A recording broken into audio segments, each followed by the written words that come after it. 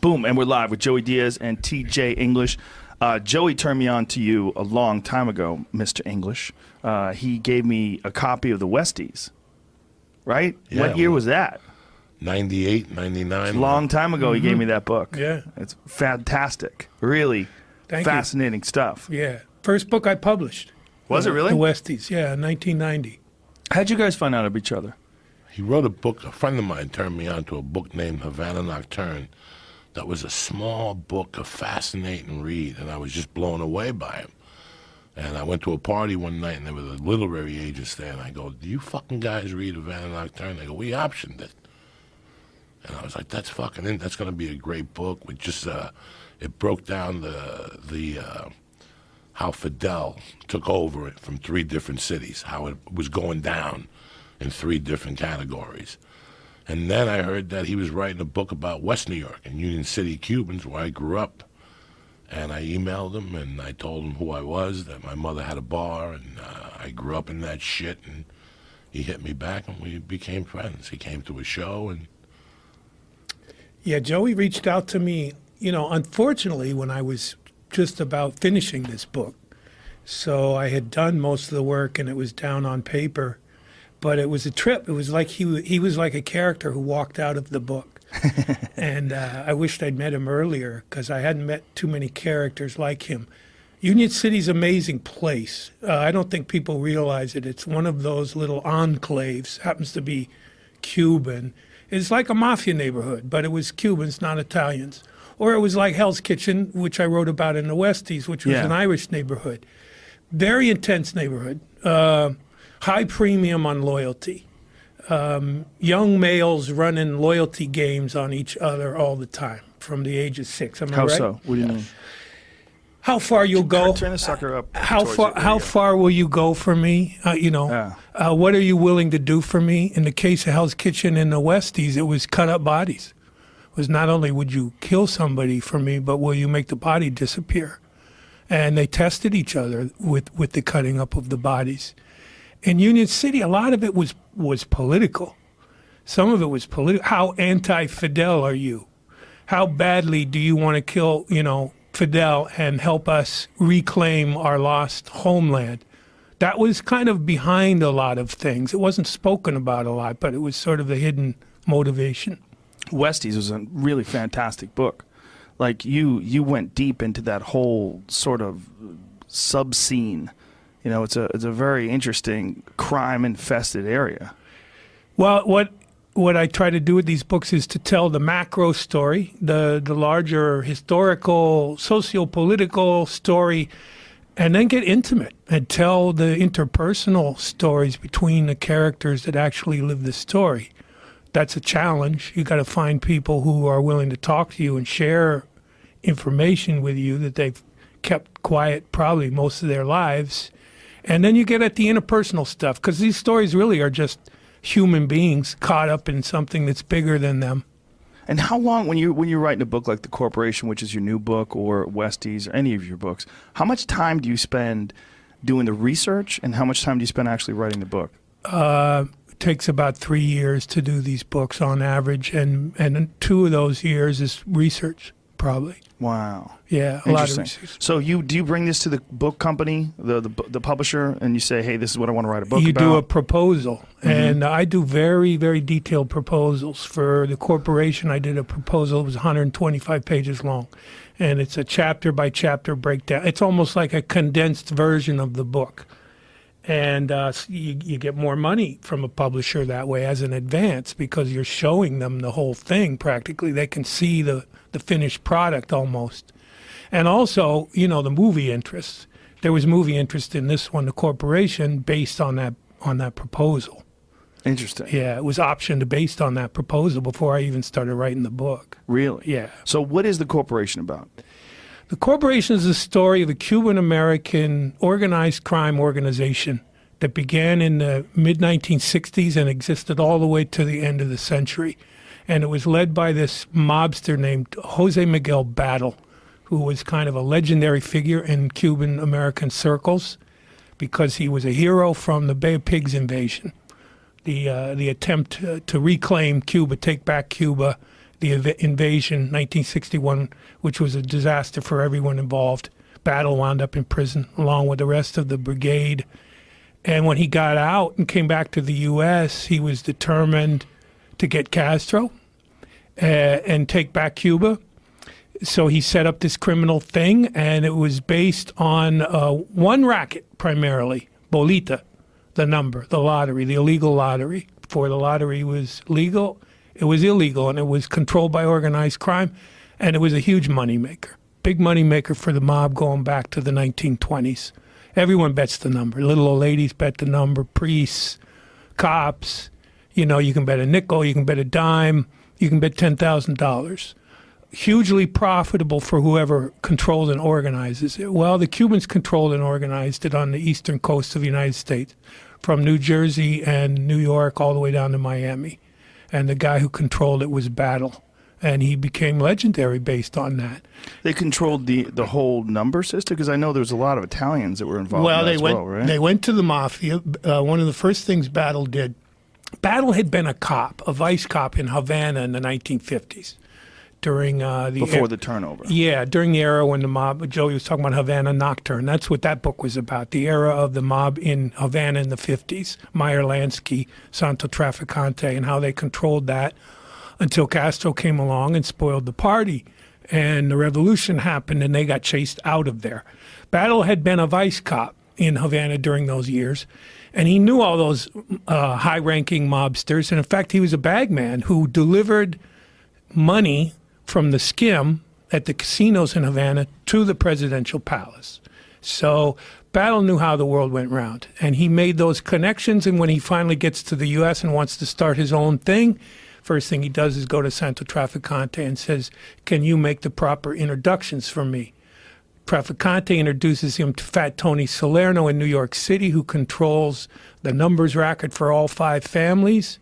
And Battle says, look, things are changing in Cuba. Over the next couple of decades, you're going to have tens of thousands, if not hundreds of thousands of Cubans coming to live in the United States. They all bet the number. That's a huge market. If you let me take over this thing and organize it, you will get your piece of everything. And the mafia said yes. And so the Cubans took over, and they controlled everything. I mean, in New York City in the 70s and 80s, there were probably 200 to 300 bolita spots where you could go bet the number. That's what the Cubans call it, bolita, little ball. And so they controlled it, and they took care of the mafia, and everybody got fat and happy for a while until it turned bad and they started killing each other. Now, when you heard about this book, this is something that you were very intimately involved in when you were a kid. Very, I come on your show and I tell you, there's 100 stories I could tell you, and there's 1,000 I can't. And when I read the thesis for this book, I just knew. I just fucking knew.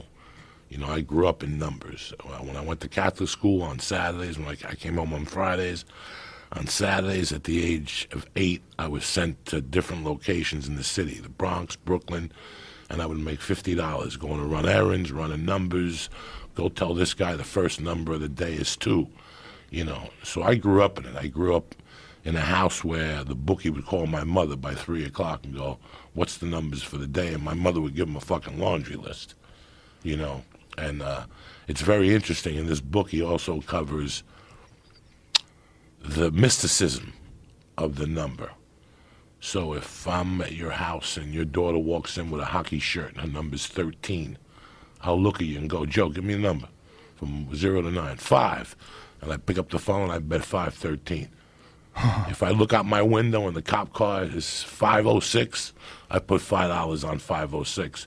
If I have a dream about an eagle, when I go down to the Bolita spot, there's books that they sell, books of dreams. And I take that book and I look up eagle. And if eagle's number 8, I pay 813. It's, you were mentioning a couple months ago that your grandmother took numbers. Yeah. Grandmother was Sicilian.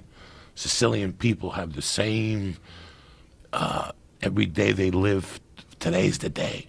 Yep. Today's the day, Joe Rogan. Yep. Today's the day I'm hitting the number. Yep. I'm not getting, That's all she talked about. That dream of, again, we're going back to an immigrant mentality. Yeah. That those 3 numbers today, if God wants, If God is real, what he says is true, my number's going to come out today. Yeah. When is my ship going to come in? That's it. Right. You know, That you work a plain Jane dream. You're a blue collar person, and on the way home every day by 3:30, you put the number in. That's it. That's what you do. Something to believe in. That's something it's like to a religion. believe in. Yeah. Numerology. And with Cubans, it was very mystical. It was tied into dreams and belief. The idea was you bet the number and you try to make your dreams come true. That's literally what you're doing. You're trying to make your dreams come true.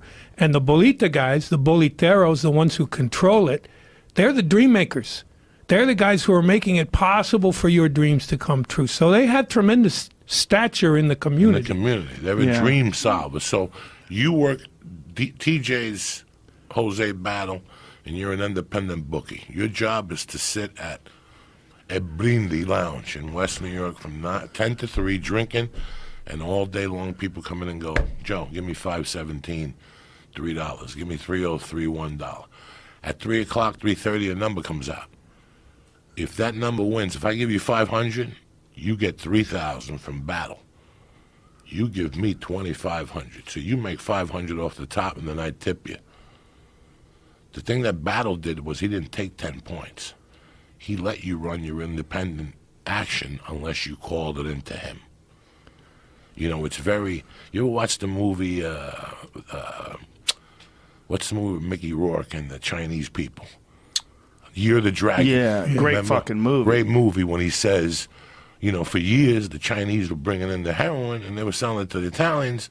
You know, a $50,000 investment could make you $500,000. Chinese weren't seeing that. Like, they weren't seeing that. Why? Because they couldn't bring it out. They couldn't sell it. Black people and Spanish people would bitch slap them to death. So the same thing happened with Bolita. Fat Tony Salerno knew that he had a big thing coming with the Cubans, but Cubans want to put a bet in with Cubans.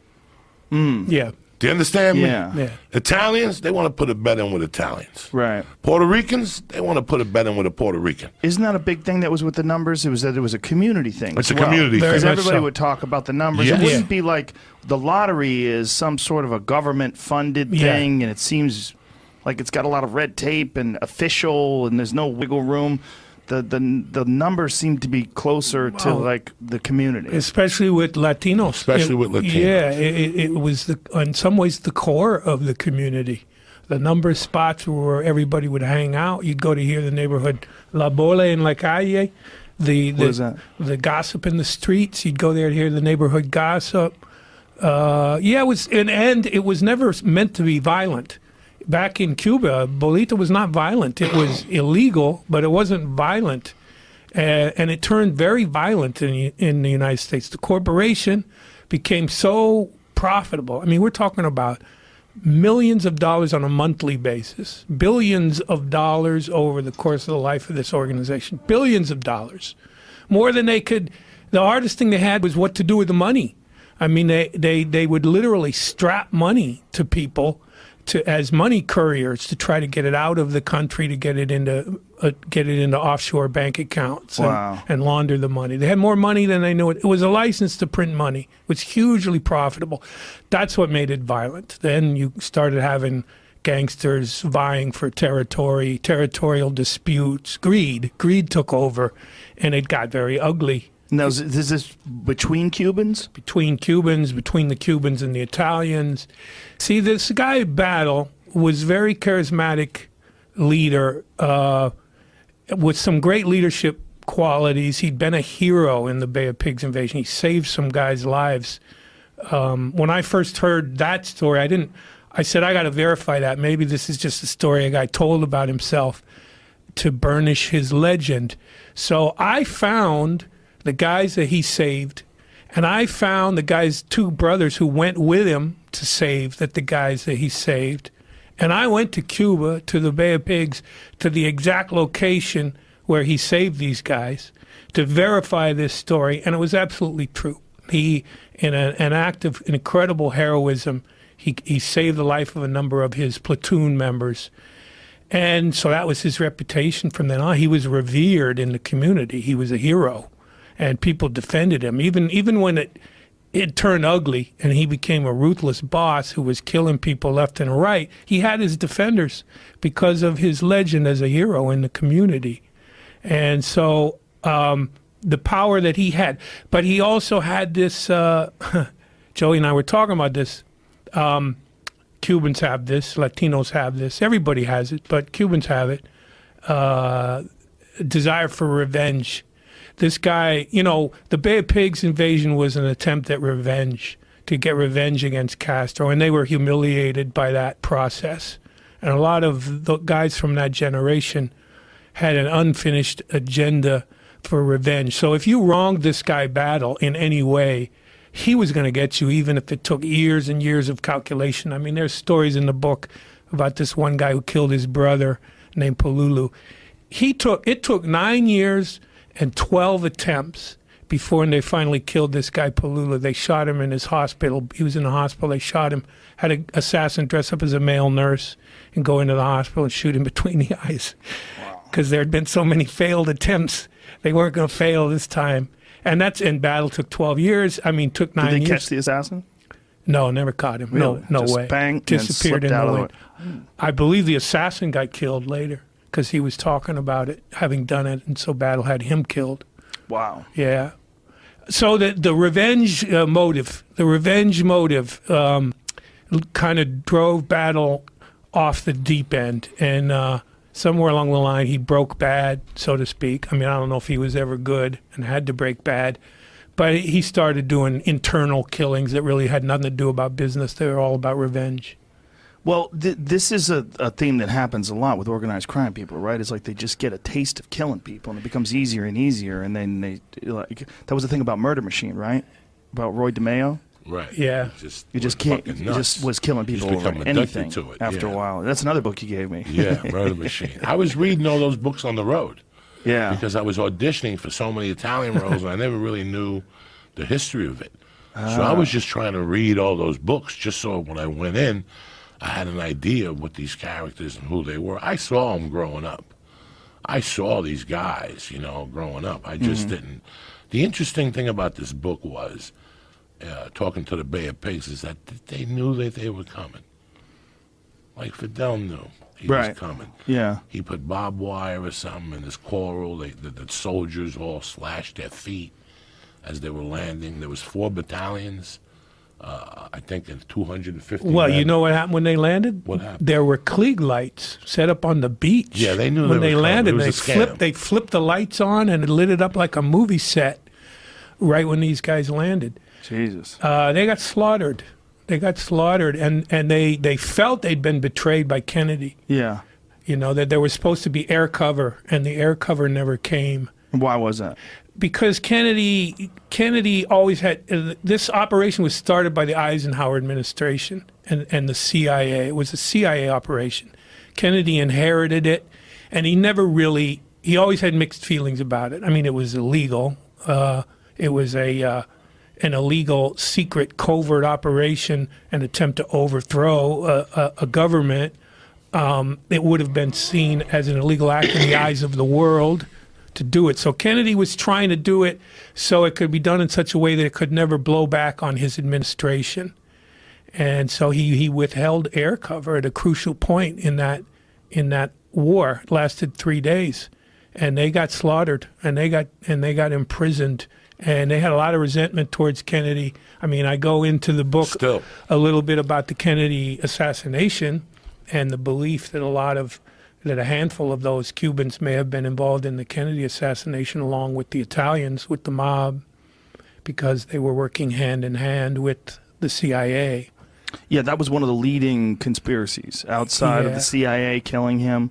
And even the CIA killing him was a part of the Bay of Pigs conspiracy, and also the idea that he wanted to disband the CIA. There was a really interesting article recently that was dismissing almost every single conspiracy theory about the Kennedy assassination. They said except the CIA one. There's legitimate possibilities that the CIA... Well, you can bet your ass that if the CIA was involved, then Cubans were involved. Yeah. Now, let me ask you something. In the book, you speak about Fidel's mistress. Yeah. that he got only had one? disenchanted with her at this particular one. Marita. She had gone to New Orleans or to Dallas. Marita Loren. This is very interesting. Notorious figure. She had a child with him and had an abortion and didn't have the child. She got pregnant with Fidel. In fact, Castro admitted as much. She got pregnant with Castro. She had an abortion. And then the CIA used her to try to assassinate Castro. She was supposed to slip him a pill, and she put it in her face cream, and the pill dissolved in her face cream, and that was the pill she was going to try to slip to Castro. Her case agent was a guy named Frank Sturgis, who wound up being one of the Watergate burglars.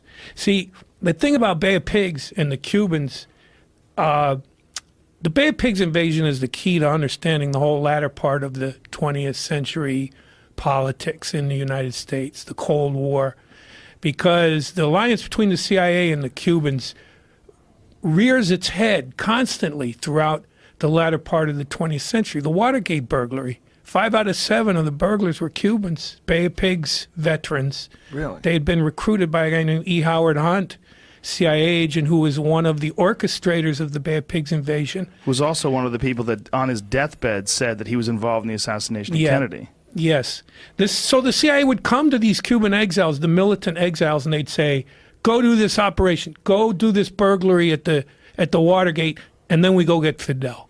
Go do this assassination, and then we go get Fidel. And the Cubans were always ready and willing. Because it was all leading back to getting Fidel. It was all leading back to getting Fidel. Did you ever see the images of what they said was E. Howard Hunt? He was one of the people that was arrested. There was a series of, there was a bunch of guys that were arrested that were on trains. They were calling them hobos, but they were all very well dressed. Right. That were near where the grassy knoll was. The men on the grassy knoll, yeah. Oh, there's lots of rumors about that E. Howard Hunt was one of those men. Yeah. There was even a reference that Jose Miguel Battle was one of those men, but that couldn't have been the case because he was in the Army at the time, the U.S. Army. No, so it's like a subterranean narrative that runs through the latter part of the 20th century. The CIA and right-wing elements in American politics using the Cuban Americans to do all kinds of dirty, covert deeds. And we're talking about terrorist activity, assassination of an ambassador from Chile right in Washington, D.C., blew up his car because he was sympathetic to Castro. A bomb planted on a Cuban jetliner flying from Panama City to Havana. 73 people killed, innocent people, including the fencing team from Cuba, young people. A dirty war. A dirty war was waged by the anti-Castro underground in combination, in partnership with the CIA. And this, we know about it now because a lot of it has been declassified and it's come out. We didn't know about it at the time it was taking place. Why'd they blow up the plane? It's just an act of terrorism against Cuba to show them that it could be done, to instill fear and paranoia in the Cuban. The concept was to destabilize the Cuban government so they'd be vulnerable and then you could take them over. Wow. So any act against Cuba, I mean, asking why blowing up the plane is asking like why fly planes into the World Trade Center. Right. You know, it was just a destructive act. It's pretty amazing how resilient Castro was. I mean, unbelievable. The guy's 90 miles away from Miami and just ran shit through the 60s, the 70s, the 80s, the 90s, into the 2000s. They say there was something like 632 known plots over the course of 4 or 5 decades to kill Castro. That's incredible. 632. That's Don't incredible. They have a movie, 101 Ways to Kill Fidel? Yeah. And he got on a train in New York. And they're like, are you fucking crazy? And they checked to see that he had a bulletproof vest on. And he's like, no. He took the train to the UN. Wow. Like, he's fucking nuts. Yeah. He was fucking nuts. So what makes this gangster story of the corporation so interesting and different is this political context, the framework that all this shit was taking place against the backdrop of this desire to kill Castro and take back the homeland. And anyone who was involved in that was seen as a hero within the community. Joey can tell you about that. Union City New Jersey and Miami were the hotbeds of the anti-Castro movement. There was an organization in Union City called Omega 7. There was one in Miami called Alpha 66. These were terror organizations, secret organizations that existed to plant bombs. They would plant bombs at embassies in in New York City. They would put bombs at Lincoln Center when an orchestra from Cuba was making an appearance. They were trying to shut down any relationship between the U.S. and Cuba and governments that were sympathetic to Cuba. They would do actions against them. And this went on for like 40 years, man. That's unbelievable. You couldn't mention Fidel in the 70s in Union City. Like a joke. Like it's not a joke. Don't even bring him up, dog. Because you will get smacked. Now, was there any pro-Fidel support amongst Cubans? There was, and bad things would happen to them. In the United States? Yeah. In Cuba, though? What about in Cuba? Pro-Castro in Cuba? Oh, yeah, sure. I mean... was it real, or was it out of fear? No, it's real. I mean, I've been there numerous times. You know, the Cuban people made a choice. And the revolution, I believe, would have happened with or without Fidel Castro. The guy who was in power, Batista, had taken over the government in a coup d'etat. He wasn't elected, so he was kind of a fraudulent president. And ever since he got in, people knew he was a fraudulent president, and there was attempts to try to ouster him. And that's why he was such a dictator. He knew they wanted to ouster him, so he used the military to repress any kind of movement against him. And it was ugly, and the people rose up against it. That's what happened. It wasn't... So in my belief, the revolution in Cuba happened for a very legitimate reason. After it happened, in power, it was revealed that Castro and Che Guevara were communists. Castro was very cagey about that during the revolution. They never talked about Marxism and being communists or any of that. And in fact, Fidel came to Union City, came to the United States to raise money for the revolution while it was going on. Got arrested in Union City. My friend's mom, the Ascalises, she says she still remembers taking the bus in the morning in Union City, and Fidel talking to her the way I'm talking to you. How you doing, Susan? What's going on? Wow. Like He got in a barroom. He got in a barroom argument in Union City, and he got arrested. Over what? Probably politics. I'm sure it was a political discussion. So then the revolution happened, and Cuba becomes a repressive, communist, Stalinist dictatorship. But a lot of Cubans, the way they saw it is that was a choice they made to go with Fidel. He did have, I think, the popularity of the people, following of the people. Some people are quite proud of Castro standing up to the United States. Cubans are very proud people, and they take a lot of pride in the fact that even though there's so much hardship there, that it's a choice they made to go in this direction. At least they have their self-pride, which is more that can be said in some ways about Puerto Rico and Jamaica and Dominican Republic, all these other countries in that region that are just as poor as Cuba. So he has his supporters. He always had his support. Obviously, he also had his detractors, even within Cuba. Most of those people are the ones who got on rafts and tried to leave the island at great risk to themselves to do anything to get out of there, because they realized Fidel was so popular from within the country, you were never going to be able to take him down. So they made the decision to go out in the ocean and try to brave the risks of either swimming or sailing across the Florida Straits. What the fuck happened with Che Guevara? How did Che Guevara all of a sudden emerge as this like leftist political icon, but in this really weird sort of clueless way? Right. Like they really didn't understand his background, really didn't understand who he was and what he had done and the atrocities that he had committed. But these fucking T-shirts that all these dopey liberal kids... I won't put those fucking things It's on. fucking crazy. If you find out who that guy is, you're wearing a mass murderer's T-shirt.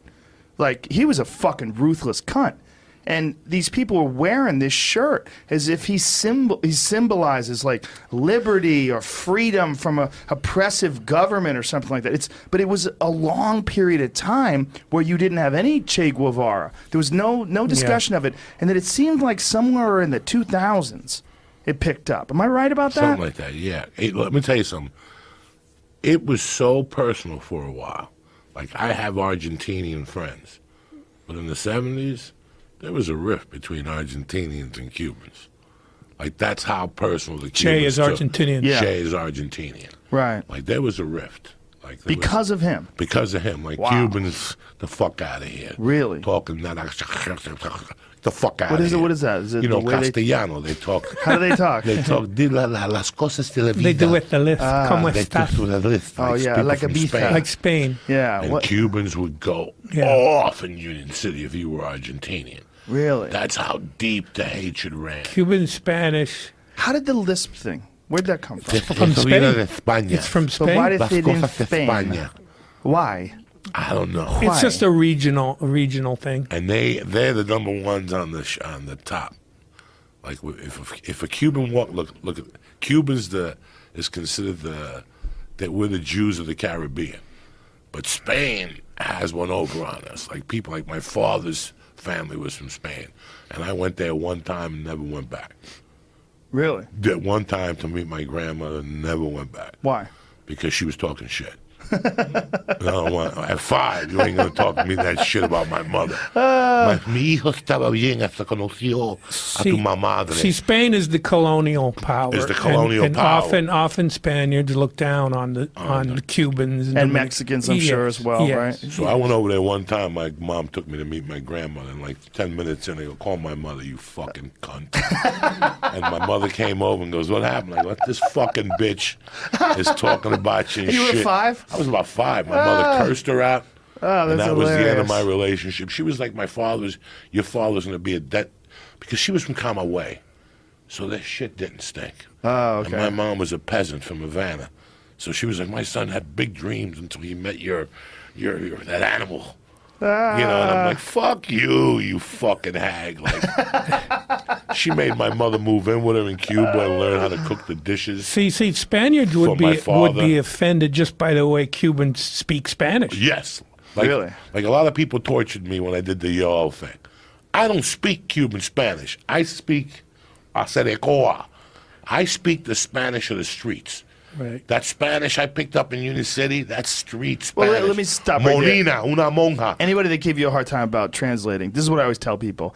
I'll talk in English, repeat what I said. Good luck. In English. Yeah. It's fucking hard. Right. It's hard to remember what someone said, especially, I was speaking these long sentences and you were translating. You did a great job. So fuck all those I people. don't. But my Spanish is, instead of giving me $5, da una monja. A monja means a nun. We don't say numbers in my world. Right. A 10 spot is, I forget what it is. There's a A name for it? Yeah, for everything. Yeah. I learned how to speak Spanish in code. Oye, ponte la pila. That means keep your eyes open and put your batteries in. Your When I say to batteries. you, when I say to you, ponte la pila, that means you got to put your batteries in.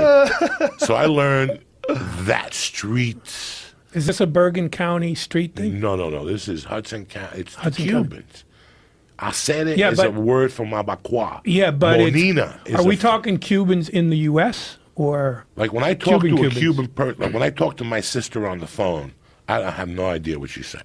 Really? Like when she gives me an address and shit, the R's and all that. I took Italian in high school. I didn't take basic Spanish. I learned how to read Spanish in the house by reading little different things. But I learned how to speak Spanish. Like I remember going to a Cuban person's house once in Union City when I was about 12. And they told their son, don't bring this kid over here no more.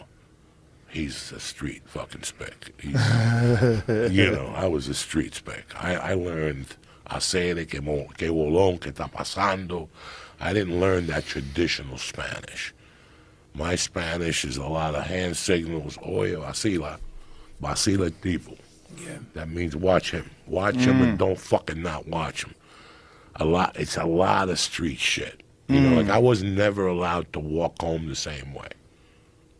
You had to walk home different directions? Different directions. Keep my eyes Really? open around the car. Don't because pattern. of my mother's operation, I could never just walk home on Burger Line. I had to walk to New York Avenue and walk down just to see if I saw a suspicious car. Now that's smart. Do you remember? Remember we were in San Francisco about 15 years ago, and we had the crew, Tate, Eddie, you, me, Ari, Duncan, and Redman were walking down the street in San Francisco. As we approached, I saw a drug dealer go down. I hit Ari. I go, Ari, look at that drug dealer. You guys were looking at the whole thing. Not one of you saw it. Yeah. Ari goes, how the fuck did you see that? Right. Because I was raised like that. I was raised to go out and look for cars. I was never allowed to walk home the same way twice.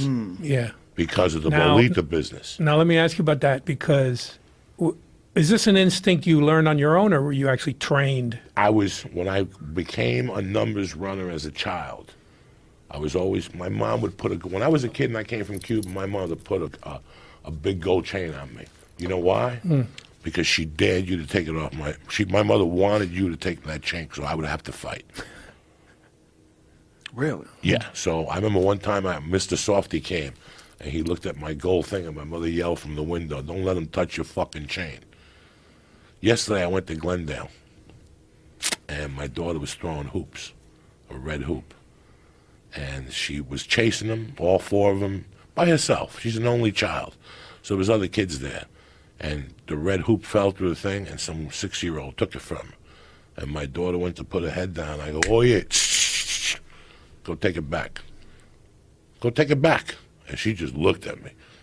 And the parent was like, that's an effective way of parenting. She got it back from your daughter. Don't ever stay hitting my fucking house.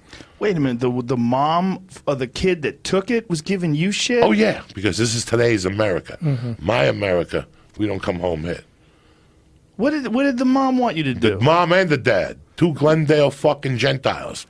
The dad said, that's an effective way of whatever, but you ain't saying nothing, bitch. Your daughter, a couple of weeks ago, a little girl took the swing from my daughter. Take the swing back. Take it back. My wife's like, what are you doing? That's how Cubans raise their kids. I was raised to always have my eyes open because I knew what they did. I was at a young age, if I hung out with Joe Rogan and Joe Rogan's dad sold coke, I knew Joe Rogan's dad sold coke. Joe didn't, but I would never tell you. I came from a house where it was... Yeah. Right. But, you know, here's the thing. If they wanted to get at your mother, they'd come after the kid. Yeah, they come I mean, after it was the very kid. common to Yeah. kidnap the kid. That's how you got to somebody. Well, that's how you get to everybody. Yeah. I mean, this is this Trump thing with Stormy Daniels. Do you see one of the things that she said, that one of the reasons why she came out about this? Why? Somebody came up to her in a parking lot when she was holding her infant daughter. I don't know if this is true. This is what she says. Someone came up to her and said, you have a beautiful daughter. It'd be a shame if anything happened to her mother. You know, stop talking about President Trump. Well, it wasn't President Trump at the time. Stop talking about Mr. Trump. And she was like, oh, fuck you. Well, fuck this. And then, you know, then it really geared up her animosity towards him. Imagine that shit. Hey, in the narco world, there's cases of what they would do is they would do a videotape. If there was somebody they wanted to intimidate, they'd videotape their kid being taken to school every morning, being dropped off for school, picked up after school. They'd videotape the daily routine of the child, and then they'd send the videotape to that person.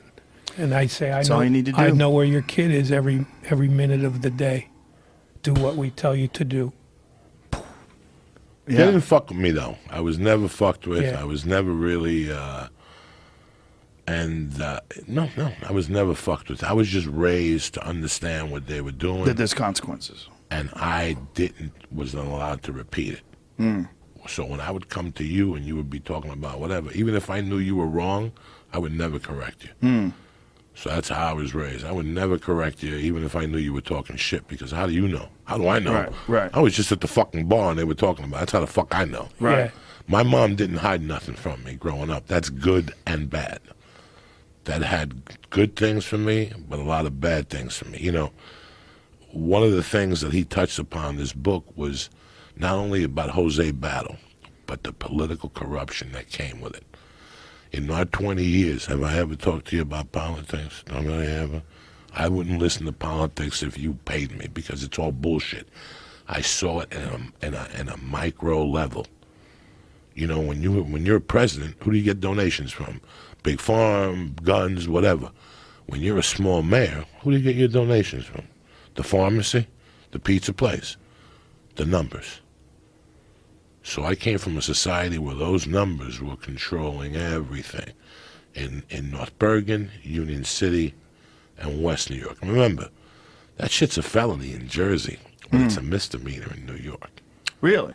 Numbers, it used to be misdemeanor. As a matter of fact, they would call you, and they would go, Joe, Lieutenant. Well, he wouldn't say that because the phones were taped. He would just call you and go, oh, you're getting a visit today. That means if you got $5,000 in your pocket, give it to Jamie, clean out the house, leave some paperwork. At 2 o'clock, I come, I handcuff you, I take your money. I write you a summons, I bring you down to the station, we giggle, and then after I let you out, I meet you around the corner. If you had $2,500, I give you $1,250. And that's a cost of doing business. Right. You know, there's a funny line in Goodfellas when he goes, how can I go to school with all that goody-goody bullshit and saluting the flag when I was the same way. Yeah. Like, I saw what happened. I saw the political system. I saw 2 cops coming in, 1 detective once a week and 1 beat guy. My mom would give him a drink and an envelope. Yeah, I don't know what my grandmother did, how she was involved, but I told you she went to jail. She went to jail for running the numbers. She went to jail because she wouldn't give anybody up. They wanted her to give up whoever the fuck was at the other end of the organization. And so for like 6 months, we were always trying to, like, where the fuck is Grandma? And she's visiting her sister. She's visiting Aunt Josie. And just no one They give you a year her. for bookmaking in Jersey. You do 6-5 months. Yeah. Right. And they put you on house arrest and you're done. She would knit sweaters and shit for the fucking guards in jail. Well, a lot of times Battle would own the judges, so you wouldn't do any time at all. You might get a summons. You go before a magistrate and judge, and they let you go. What's fascinating to me is also fascinating about the mob itself, is that a lot of it is basically dissolved. That all this came from immigration, and that this melting pot of the United States, and they all came from all these other places, and all this organized crime sort of like was running the cities in the East Coast, but most of it is kind of gone the wayside. I would dispute that a little bit. I think traditional organized crime, as we knew it in the 20th century, has gone by the wayside. Italian, Irish, Jewish, that sort of assimilated into the system and has dissipated. But there's new generations of immigrants that are playing this out. Jamaicans, Dominicans, Chinese, Russians, Mexicans. It's happening. And I'd further make the argument that the corruption that was created during Prohibition in the 1920s, that's where this system was created, during Prohibition in the 1920s. The alliance between the underworld and the upper world, the connection between the political apparatus, law enforcement, and the criminal rackets. That template was laid down during Prohibition, and it was in effect for the next 100 years. I think that template still exists. You pick up a newspaper in any U.S. city, large or mid-sized city, and what are you going to see on the first couple pages? Some local representative who just got indicted for taking money from some criminal element to see that they got a law passed or that they got some municipal contract. That hasn't gone away. That still exists everywhere. What happens is there's an ebb and flow. Certain rackets come and go. It was illegal booze, and it was labor racketeering. Now it's narcotics. It was bolita at one time. There's always something.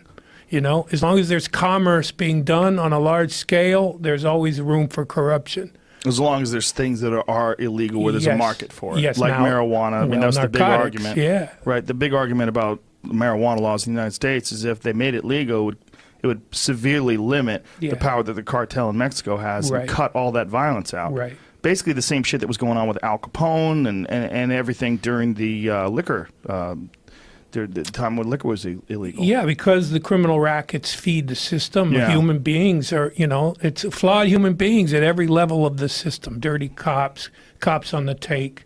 I mean, is it more difficult now for them to pull something like this off? It's less systemic. You know what I mean? I mean, back in the day, you'd have corruption that was all the way through the chain of command, and everyone was sort of in on it. Did you see the 7-5? Yes, I did. Yeah. I also saw your interview with Michael Dowd. Yeah, fascinating. Yeah, that was fascinating. Yeah, I mean, he and that was 20 years after the Knapp Commission, which revealed that level of corruption. Yeah, no, you have social systems, and you will have corruption. You have a money-making system like capitalism, you will have corruption. That doesn't go away. Organized crime the face of organized crime has changed quite a bit, but the core of that corrupt relationship between the underworld and the upper world still exists. So is it the most disenfranchised sort of members of the community, the most recent immigrants? Like, what is it that... Yeah. I've written about this a lot, through different books and through journalism. I've come to believe that it's the American story. This process of going through organized crime and gangsterism before you become accepted as a full-blown American. Almost every ethnic group has gone through some version of it in the U.S. and is still going through it. It's part of the American process. You get here as a group, you're cut out of access, immediate access anyway, to power, and so you create your own path. And initially, in these organizations, it's usually those ethnic groups preying on their own, preying on each other. That's usually the first stage of this. And then it becomes creating a system to try to deal with a larger system of corruption. I mean, Jose Miguel Battle, what he did was so brilliant by creating the corporation is he created a path for himself within American organized crime, which was controlled primarily by the mafia. And he created an alliance with the mafia that made it possible for the Cubans to have their thing and fly below the radar. I mean, while the Italians were getting busted left and right, the Cubans, this corporation existed for 40 years because they didn't really get messed with much. Why is that? Like, what was it the way the Italians, like, they were so flashy? Like, particularly when you got to Gotti. He was the most ridiculous of them, the Cubans were pretty damn flashy, too. So some of them. Pull this they could. Some of them. I till this day, I detest nice cars. I detest show. Calling attention to yourself. Because I saw two types. Like right now, like I would love to talk to the producers of this film because they're going to miss a lot of authentic stuff. I'm sure they will. In fact, I have a present for you. I ordered you the same shirt Bruce Lee wore in Fist of Fury. They're called camisetas chinas. Cubans, when you're a success. Remember when Tony goes in to see his mother? Yeah. Mama, I'm a success. I run an anti-Castro. When you become a success in Union City, the Chinese T-shirt is your first sign of success because it has 3 buttons here. Right. So you cut the buttons off, and then what's your middle name? James. So it's Joseph James Rogan. In diamond initials, you put JJR, and that's when you've reached success. Okay, and they need that. They that's part of their, like there's so many little things that Cubans did. But take a guy like Juan, for example, my stepfather, brilliant. Paulie didn't talk on the phone. Paulie didn't move for anybody. Paulie had his messages delivered to him. In 1970, I'm looking at both of you gentlemen, and I'm telling you that Juan would not even have a conversation if there was a phone in the room and it was hung up. Because in his mind, that phone was fucking tapped. Right. He was a genius. If he had to meet Joe Rogan for a meeting at 9, at 5:30 in the morning, he'd come and put a gun under a car, just in case there was a problem with Joe Rogan. He would hug you and you'd search him. He would hug you and tap your back for a wire and tell you were losing weight and rub your belly. You're losing weight, man. They hug you, but they're feeling you for a piece. Right. Juan, when my mother died, he still had the same car that he had and he died with $5 million cash, and he lived in a 4-story walk-up. When he died, one of his friends said, "What a miserable life. To make money and have to hide it like that." Juan would walk around with jeans and T-shirts, the same shit every day. Right. And a wad of hundreds like this. The hidden one. The other one was single, so you thought he was broke. If he talked to you, he talked to you in English. Once the cops came, me no piggy. And when you know who was the interpreter for all the attorney meetings with all those high-level guys? Me. Really? So I'd be at school, I'd be at home, and my mom would go, tomorrow you have to go with Chael to DeLuca's office, Sam DeLuca. And Sam DeLuca would basically look at you and go, how you doing, Joe? Great to see you today. You'd have to bring him a suit. He loves suits, Sam DeLuca. So the more suits you brought him, the better. He was like the other guy, the guy that had the thing. But Sam would treat you just like this. Joe Rogan, ¿cómo está hoy? Bien, okay. You're going to interpret? This was how fast the conversation was. You got busted for conspiracy of bookmaking, that's 2 years. Listen, this judge, he's a motherfucker. But thank God, I know the prosecutor. So I'll tell you what I'm going to do. For $300,000, we lose the evidence. For $200,000, you get a year. For $100,000, you get probation, and you do a year in a halfway house. And for $50,000, he just give you a menu. Wow. When you decide what you want to do, get back to me. Always a pleasure to see you. And you had a week to decide what you were going to do. Wow. So if you gave him that amount, he knew his way through the court system. You didn't do no time. There's no time. There's no time. I know for a fact that if you get caught with a gun in New York, you get what's the law? Yeah, there was a name. It's a for mandatory that. 2 year, mandatory. There's no stop and go. There's no trial. They take you right to. My stepfather Juan got caught with a gun. He was out the next day. DeLuca don't play games. DeLuca don't play games. Now, in answer to your question about the Cubans and why they existed for so long and didn't get busted, you know, the rumor was that they had a certain mystique because of this CIA pedigree, and that they were untouchable. Oh. And in fact, I mentioned it in the book, there's a case where the FBI is thinking about making a case against Battle. This is way back in the 60s. They contact the U.S. Treasury Department because they figure he's not paying taxes and they can make some kind of case against him on a tax violation. They get a letter from the Treasury Department saying, we're not going to go after this guy because he's anti-Castro and he's a veteran of the Bay of Pigs invasion. It's right there in a letter from the Treasury Department to the FBI. Wow. So there were elements within the government that were protecting these guys, particularly Bay of Pigs veterans. We will not prosecute them. That's incredible. And so he had that kind of protection. What a name, too, huh? Jose Battle. Batle. Yeah, his name in Spanish was Batlle, B-A-T-L-L-E, and he changed it to Battle. It's a good one, right? If you're a writer and a novelist and you're trying to think up a good name for the character, you can't do any better than that. I grew up with a kid named Major Battle. Guy I did Taekwondo with. His name was Major Battle. He's a bad motherfucker, too. Bad motherfucker named Major Battle. Was his middle name Bad Motherfucker? No, Major Bad Motherfucker but Battle. he was. He was a black belt state champion. And the only reason why they existed, they were very careful. They had a systemized, Union City ran, Union City becomes Jersey City in Hoboken. Union City ran 7th Street to 88th Street to White Castle, but the Cubans really controlled 7th to 48th Street, Bergen Line. And then when you went to New York Avenue, they controlled from 50th up to about 60th Street. And they kept to themselves. And they didn't have social clubs. And they didn't play cards outside.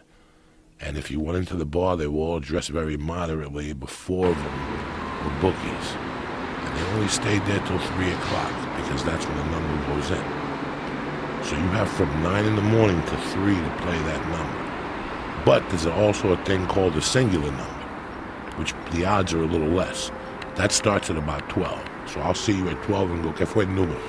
El 3, me cago en tu madre, motherfucker. I'll never listen to that fucking kid of mine again. Now I got to go back to the bookie and bet the second number. Pulita, they call that, right? Pulita. It's one number at a time. So I have an opportunity. Can you imagine putting down $100,000 on the number 5? And what are the potential numbers? We're talking single digits only? I could play. No, it's normally a 3-digit. 3-digit. You bet 3 digits. So why would it be a single number? Well, that was just a way to That's improve a different your way. odds. That's a different one. There were different systems for different betting. Systems. Sort of ways you could do it. But let's explain this, where the number comes from. Okay. the total mutual handle at the racetrack is published in the newspaper every evening and Daily again News. and again in the morning. How much money was bet total at the racetrack that day? The last three numbers, that's the daily number. So everyone, it's the same number for everybody. You know what it is as soon as it comes out in the newspaper, and that's how it's determined. So Wow. you have the individual numbers, and then you have the early number, which is called what come out of Brooklyn. Guess how you're in Brooklyn. And then you have the late number. What's the New York number? The Brooklyn number and the New York number. New yeah. So York how do number, they the all book- decide like what it would be based on? That was decided probably 100 years ago by some Guinea who ran it for the Italians, and maybe it came from Sicily. Whatever the origins of You it couldn't are, you couldn't fix that though.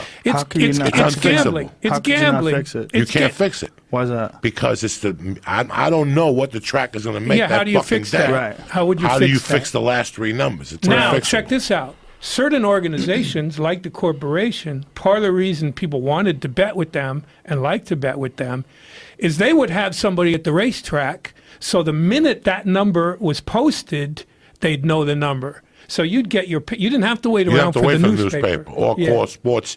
You had to call sports. Nobody remembers that. You remember that, TJ? How you doing? Welcome. This is Joe Rogan. You just call sports line. You got to sit by a payphone and put 35 cents Yes. in, and they would run. All right, NHL, and at the They'd track, give the scores. and they give you the score. But whatever you bet was the last fucking thing. Always. So you had to sit there and take that whole ear beat and fucking, you motherfucker, give it to me. And then when it came to them saying the number, the subway'd go by and you The wouldn't su- hear and it. you would hear it. And now you just lost another 35 cents. But the whole number system, like my mother was a degenerate in numbers. And then she killed her with the Yankees and the Red Sox later on. But her game was the numbers, the three numbers, the New York track, and now let's get greedy. Why don't we go to OTB? Yeah, now see, this is where Why don't we just go to OTB to really Yeah. complete your fucking day, you degenerate part fuck? of the brilliance of Battle and his organization was he didn't do sports betting. And in fact, his arrangement with the Italians, with the mafia, was you get bolita, you get numbers, but you don't get sports betting and you don't get these other things. And so there's an example in this book of a member of the corporation who starts against Battle's wishes, starts doing sports betting. That guy wound up dead. Battle killed him himself. Because he was going against the He was agreement? going against the rule, against the rules that could turn the mafia against him and bring the whole thing down. Right. Phew. Wow, that's amazing. Now, in answer to your question about how they came up with that number, you got to remember it's all gambling. This is the culture of gambling. You're at the racetrack, you're betting, card games, you're betting the number. So it's logical that somewhere in that universe would be how the number was determined. So it came from the racetrack. Right.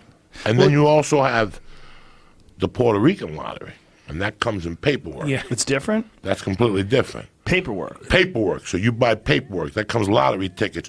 My mother would buy the whole fucking sheet. It's like $10 a thing, but you could just buy the sheet. And what is it? It's a Puerto Rican number. Now, you know that the corporation used the Puerto Rican lottery to launder their profits. Yeah. So you hit the number. You're my friend. What are you going to win? 20,000? By the time they give it to you, let me just give you 18. Do you know that's how Whitey Bulger laundered money? Right, that's how Sammy the Bull bought Yeah. lottery tickets, too. Yeah, so Whitey Bulger won the lottery twice. Twice. That's Because what you people in do. the neighborhood won the lottery. And he bought the ticket took from the you. ticket from him, gave him money or whatever the fuck he gave him.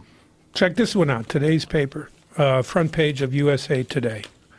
Confessions of a lottery scammer. I brought this along. I thought it'd be A interesting. lottery scammer? This is a guy, big fat guy, 300 pounds, sitting on his ass in Iowa or somewhere, who was on his device, who figured out a way to intrude on some algorithm, and he started scamming different states. He scammed the state of Colorado out of $4.8 million. And There he is. a total of 16.5. Boy, you guys are good. 16.5 million. Now I'm thinking, if this guy had scammed the corporation led by Jose Miguel Battle, he'd be dead. He wouldn't be on the. He'd be on the obituary section. Look of what the he says paper. here. It was never my intent to start a full-out ticket scam.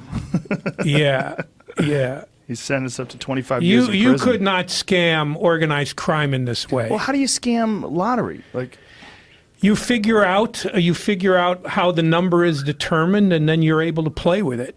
You're able to play with it. See, in organized crime, you couldn't do well, that. I don't understand that. How could he? Like, isn't there just a random system, a computer program or something that runs it? Yeah, he found some way to tap into that computer system.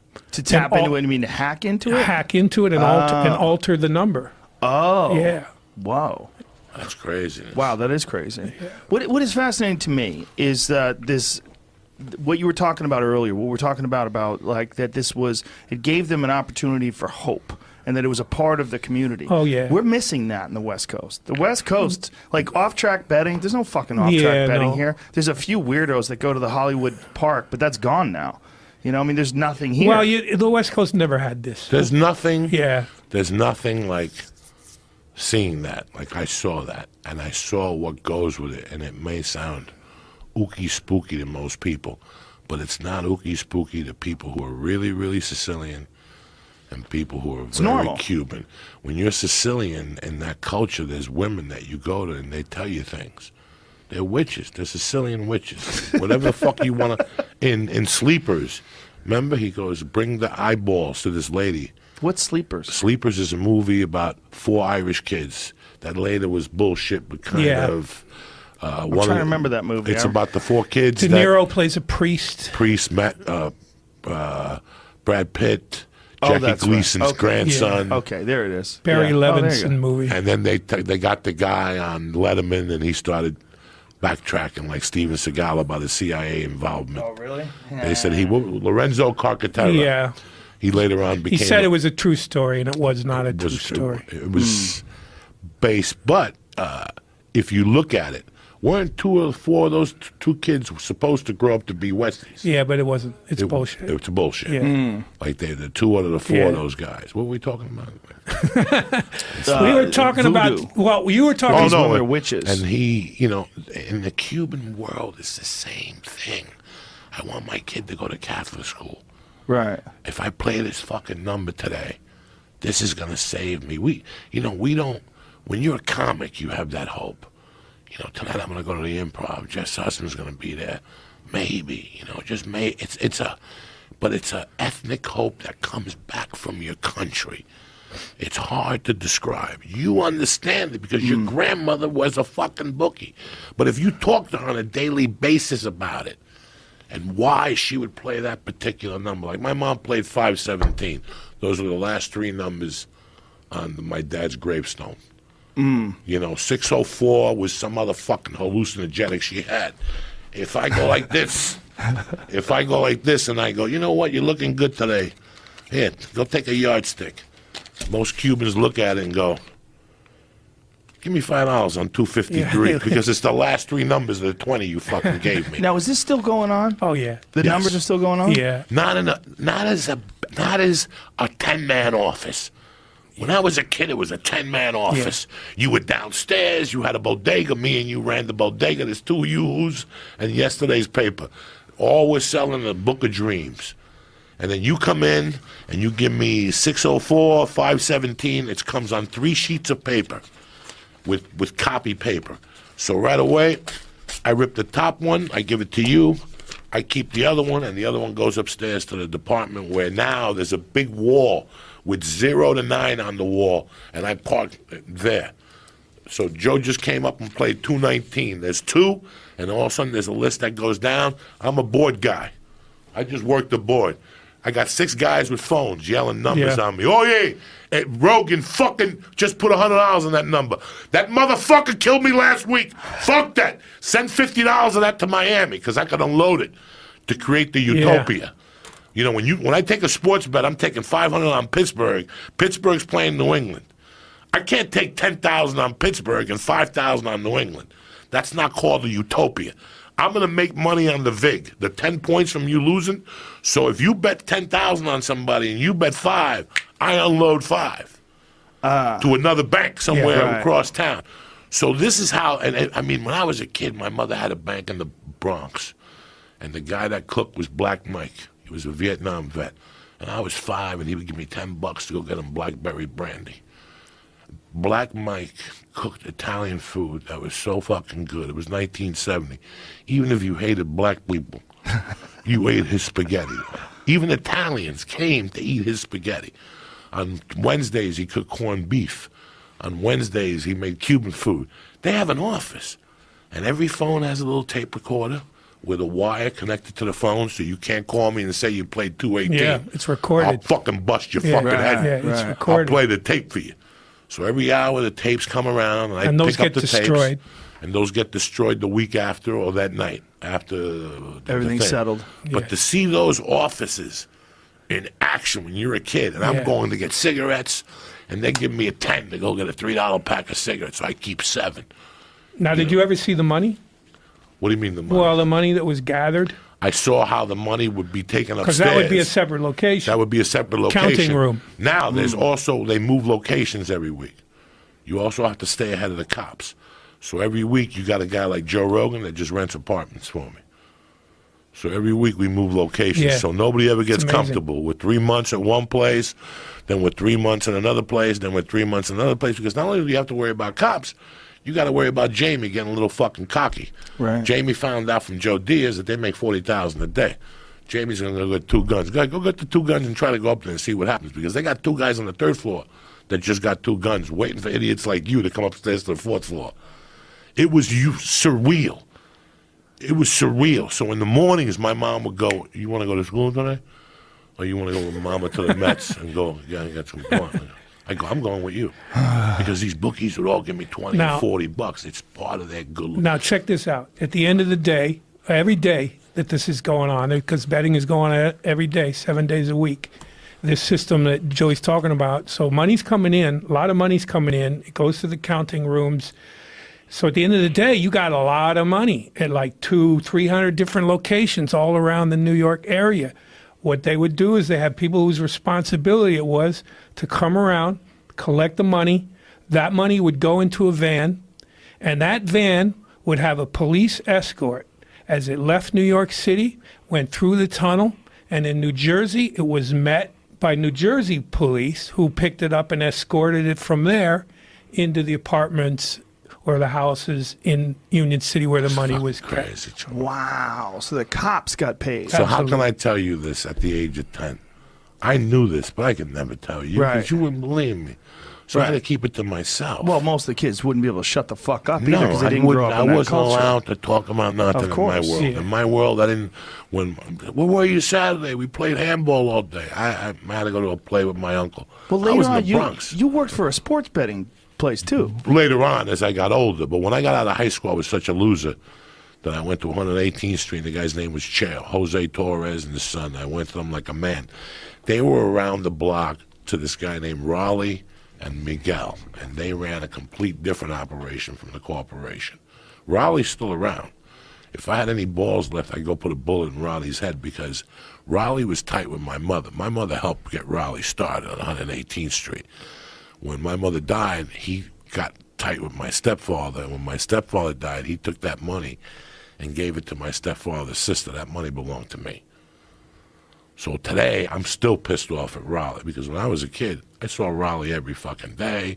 He'd give me $50. Every time I went over there, those guys lived their life on a karma-based life. So whenever they see Joe Rogan, come here. You know how many things I did with your father? Come here. Here's $100. Go get your dick sucked. My mother would drive her crazy. Like, how much money did you get today? 200. Give me 100 of that. Because I used to buy knives and fucking stars to throw at people. You know. But that's there where they're very generous, Joe Rogan. You know, you can't do that. When you come over to my house with your daughters, I can't. First thing as they do is put a 50 in everybody's hand. So now the girls know whenever they come over Uncle Joey's, they get a 50. Right. So even after you're not around, they'll come over. When they're 14 and they're going to go to Hollywood, they'll come over by Uncle Joey. Where you girls going? You girls got money? Here's 50. So I had people giving me money because it's a karma-based business. The more my mother would hit the number for 10,000, she'd give away 8. Really? Yeah, because that's the generosity part of it. It's part of the community. It's part of the whole community. thing. Yeah, that's the thing you were talking about, the That's communal part of the part of it. communal And part I of think that was even more pronounced with the Cubans because of the history of bolita and the cultural significance of bolita going back to Cuba. That's something they brought with them to the United States. And it was just, you know, like I said, it wasn't seen as a criminal thing. It wasn't seen as a violent criminal thing. Now, what happens with Jose Miguel Battle is at a certain point, 1985, he moves from Union City to Miami. And he moves the hierarchy of the organization to Miami. But the money's still being made in New York City. The organization is as strong as ever, and the money's being made in the 5 boroughs of New York. And it's being shipped down to Miami, where this guy now lives like a gentleman farmer on an estate. He surrounds himself with mamey trees. Mamey is a fruit from Cuba that he associated. He's had the shake. I've enjoyed the shake. Oh, yeah, did you? It's wonderful fruit, beautiful fruit. Great milkshake. So he associated with his childhood. So the first thing he does is he surrounds his estate down in Miami with this fruit from his childhood. And he lives down there now far removed from New York. Meanwhile, back in New York, a war breaks out between the Italians and the Cubans over this thing called the 2-block rule. When the Cubans and the Italians formed their alliance, they established a rule that you couldn't nobody could open up a bolita spot closer than 2 blocks to a pre-existing bolita spot. Somebody violated that rule. I don't even know after investigating it who violated that rule, but that rule got violated, and it turned into a nasty war, an arson war. They started firebombing each other's spots, and a lot of innocent people got killed, man, incinerated. A 4-year-old girl got killed. It became horrific. It lasted for about 8 or 9 months. There was something like 70 murders, maybe 25 firebombings at different bolita spots. It got so ugly, it brought down the heat of the feds. Nobody could ignore this corporation thing anymore. So it brought a lot of unwanted attention to Do they know who initially started it off? Who violated it? Yeah, he became a snitch and told the whole story. So the guy who violated it. Oh, not the guy who violated it, but the guy who became the #1 arsonist and set up the whole campaign of arson. He became a snitch and told the whole thing chapter and verse. So it was basically just one cocky person just decided, fuck this 2-block Well, he was rule. probably authorized by his bosses to do it. Yeah, Right. go over and burn that spot. We'll show them. And then that happened, and then the response was, well, we'll show them, go burn his spot. But burning the spot came out of someone violating the original deal. Yes. 2 blocks away. Well, that was the reason the first burning happened. Do they know who the guy was that started the first They had a 2-block sit down. violation? They had a sit down about it. Here's how failed it was. The Italians and the Cubans had a major sit down about it to discuss it, to try to resolve it, to keep it from exploding into a war.